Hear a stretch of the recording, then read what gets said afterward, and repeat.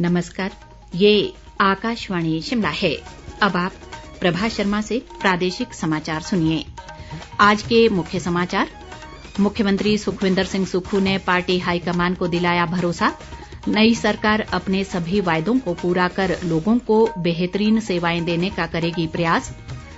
प्रदेश में 2 सीमेंट फैक्ट्रियों में उत्पन्न विवाद को लेकर सरकार गंभीर, मुख्यमंत्री ने बातचीत के माध्यम से मामला जल्द सुलझाने के अधिकारियों को दिए निर्देश। स्वच्छ भारत मिशन ग्रामीण के तहत देश भर में अब तक 11 करोड़ से अधिक घरेलू शौचालयों का निर्माण। और लौह पुरुष सरदार वल्लभ भाई पटेल को पुण्यतिथि पर किया गया नमन। अब समाचार विस्तार से। मुख्यमंत्री सुखविंदर सिंह सुक्खू ने उप मुख्यमंत्री मुकेश अग्निहोत्री, प्रदेश कांग्रेस अध्यक्ष प्रतिभा सिंह और कांग्रेस पार्टी के सभी नवनिर्वाचित विधायकों के साथ आज नई दिल्ली में कांग्रेस के राष्ट्रीय अध्यक्ष मल्लिकार्जुन खड़गे से मुलाकात की। इस अवसर पर अखिल भारतीय कांग्रेस कमेटी के महासचिव व हिमाचल प्रभारी राजीव शुक्ला भी मौजूद रहे। मल्लिकार्जुन खड़गे ने मुख्यमंत्री और कांग्रेस के सभी विधायकों को विधानसभा चुनाव में जीत हासिल करने पर बधाई दी। उन्होंने पार्टी के सभी नेताओं से एकजुट होकर राज्य के लोगों के लिए काम करने और घोषणा पत्र में किए वायदों को लागू करने का आग्रह किया, ताकि विकास का लाभ गरीब से गरीब व्यक्ति तक पहुंच सके। इस अवसर पर राजीव शुक्ला ने कहा कि प्रदेश में एक मजबूत और स्थिर सरकार बनेगी।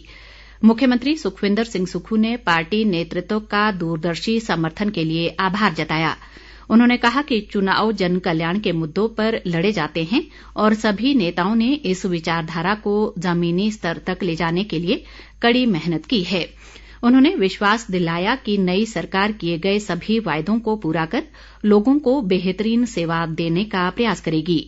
उप मुख्यमंत्री मुकेश अग्निहोत्री ने चुनाव प्रचार के दौरान पार्टी कार्यकर्ताओं व नेताओं का समर्थन करने और जीत सुनिश्चित करने के लिए पार्टी नेतृत्व का धन्यवाद किया। उन्होंने कहा कि नई सरकार प्रदेश की जनता की उम्मीदों पर खरा उतरने का भरसक प्रयास करेगी। मुख्यमंत्री सुखविंदर सिंह सुक्खू ने प्रदेश की 2 सीमेंट फैक्ट्रियों में उत्पन्न हुए विवाद को गंभीरता से लेते हुए उच्च अधिकारियों को बातचीत के माध्यम से इसका त्वरित निपटारा करने के निर्देश जारी किए हैं। मुख्यमंत्री के प्रधान मीडिया सलाहकार नरेश चौहान ने बताया कि मुख्यमंत्री ने दिल्ली से मुख्य सचिव को विभिन्न पहलुओं पर कार्यवाही के आदेश दिए। सुखविंदर सिंह सुक्खू ने फैक्ट्री प्रबंधन और विभिन्न ट्रक ऑपरेटर यूनियनों के बीच विवाद के कारणों का पता लगाकर त्वरित समाधान के निर्देश दिए हैं। मुख्यमंत्री ने कहा कि लोगों के हितों की रक्षा राज्य सरकार की सर्वोच्च प्राथमिकता है और इस विवाद को हल करने के लिए सरकार पूरी तरह गंभीर है। राज्यपाल राजेंद्र विश्वनाथ आर्लेकर ने आज नई दिल्ली में राष्ट्रपति द्रौपदी मुर्मू से भेंट की। ये एक शिष्टाचार भेंट थी। इस बीच राज्यपाल ने पूर्व राष्ट्रपति रामनाथ कोविंद से भी भेंट की। केंद्रीय युवा कार्यक्रम और खेल मंत्री अनुराग सिंह ठाकुर ने बताया कि भारतीय खेल प्राधिकरण में मौजूदा समय में 959 प्रशिक्षक कार्यरत हैं। आज राज्यसभा में एक लिखित प्रश्न के उत्तर में उन्होंने ये जानकारी दी है। अनुराग ठाकुर ने कहा कि भारतीय खेल प्राधिकरण और मान्यता प्राप्त विभिन्न राष्ट्रीय खेल संघों में विभिन्न खेलों के लिए प्रशिक्षकों की नियुक्ति एक सतत व समग्र प्रक्रिया है। केंद्रीय मंत्री ने बताया कि 959 प्रशिक्षक सभी भारतीय हैं और इन पर 7वें केंद्रीय वेतन आयोग की सिफारिशें लागू होती हैं। उन्होंने बताया कि जो प्रशिक्षक अनुबंध आधार पर काम कर रहे हैं उन्हें हर वर्ष 10% की पारिश्रमिक वृद्धि मिलती है। पूर्व मुख्यमंत्री जयराम ठाकुर ने कहा है कि अगर राज्य सरकार शिक्षण और चिकित्सा संस्थानों को बंद करने का फैसला लेती है तो वे अदालत जाएंगे। गौरतलब है कि कांग्रेस सरकार ने सत्ता में आते ही पूर्व सरकार के 9 माह के कैबिनेट निर्णयों की समीक्षा करने और इस अवधि में खोले गए संस्थान बंद करने का निर्णय लिया है। इस जनविरोधी निर्णय के चलते ही पूर्व मुख्यमंत्री जयराम ठाकुर ने अदालत जाने की बात कही है। केंद्र सरकार ने बागवानी परियोजनाओं के लिए डिजिटल माध्यम से 45 दिन में मंजूरी देने की प्रक्रिया अपनाने का निर्णय लिया है। इससे देश भर में कृषकों को बिना देरी के बागवानी परियोजना प्राप्त करने में सुगमता होगी। नई दिल्ली में केंद्रीय कृषि और किसान कल्याण मंत्री नरेंद्र सिंह तोमर की अध्यक्षता में राष्ट्रीय बागवानी बोर्ड की बैठक में ये निर्णय लिया गया। ये सुधार अगले महीने 1 जनवरी से लागू हो जाएगा। कृषि मंत्री ने आशा व्यक्त की कि नई प्रक्रिया से किसानों के लिए व्यवसाय करना आसान होगा। स्वच्छ भारत मिशन ग्रामीण के तहत देश भर में अब तक 11 करोड़ से अधिक घरेलू शौचालयों का निर्माण किया जा चुका है। जल शक्ति राज्य मंत्री प्रहलाद सिंह पटेल ने आज लोकसभा में बताया कि स्वच्छ सर्वेक्षण ग्रामीण 2022 के निष्कर्षों के अनुसार 95% से अधिक घरों में शौचालय की सुविधा है। उन्होंने कहा कि स्वच्छ भारत मिशन ग्रामीण का दूसरा चरण 1 अप्रैल 2020 से शुरू हुआ था।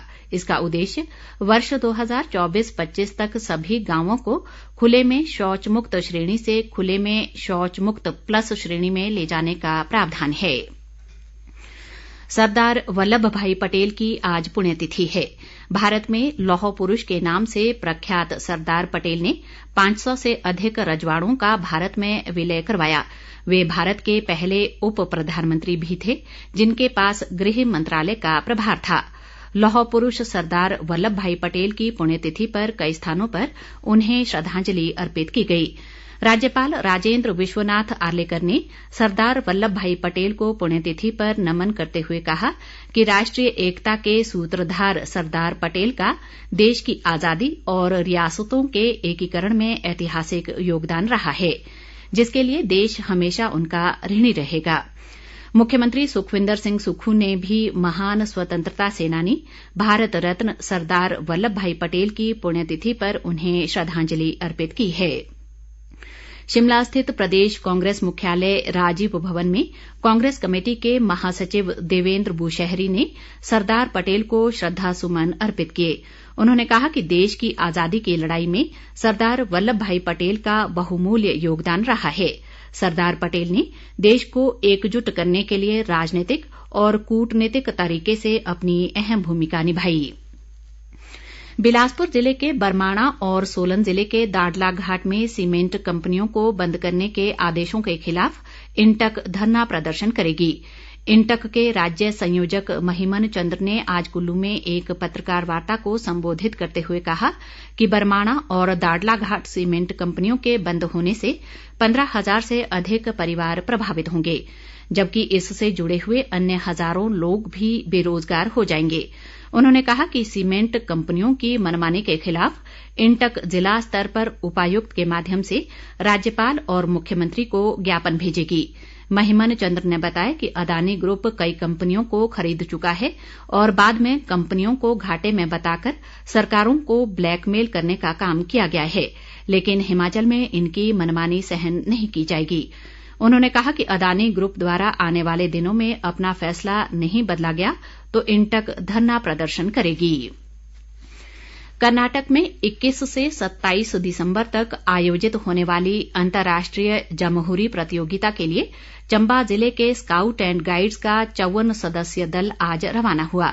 इस प्रतियोगिता में 28 राज्यों के बच्चों के अलावा रेलवे कर्मचारियों के बच्चे भी भाग लेंगे। इस दौरान बच्चे सांस्कृतिक गतिविधियों में हिस्सा लेने के अलावा चंबा के पारंपरिक उत्पाद चंबा रूमाल, चंबा चुख और चंबा थाल का प्रदर्शन करेंगे। स्काउट एंड गाइड्स के प्रभारी राजेश शर्मा ने बताया कि जमहूरी प्रतियोगिता में चंबा के छात्र छात्राएं अपने जिले की समृद्ध संस्कृति से देश भर के प्रतिभागियों को अवगत करवाएंगे। भारत सरकार के सूचना व प्रसारण मंत्रालय के तहत शिमला स्थित केंद्रीय संचार ब्यूरो के क्षेत्रीय कार्यालय द्वारा शिमला में आयोजित 2 दिवसीय चित्र प्रदर्शनी आज संपन्न हो गई। ये प्रदर्शनी केंद्र सरकार की उज्ज्वला, जनधन और जल जीवन मिशन सहित विभिन्न जन कल्याणकारी योजनाओं पर आधारित थी। प्रदर्शनी के समापन अवसर पर शिमला के उपायुक्त आदित्य नेगी बतौर विशेष अतिथि मौजूद रहे। अंत में मुख्य समाचार एक बार फिर।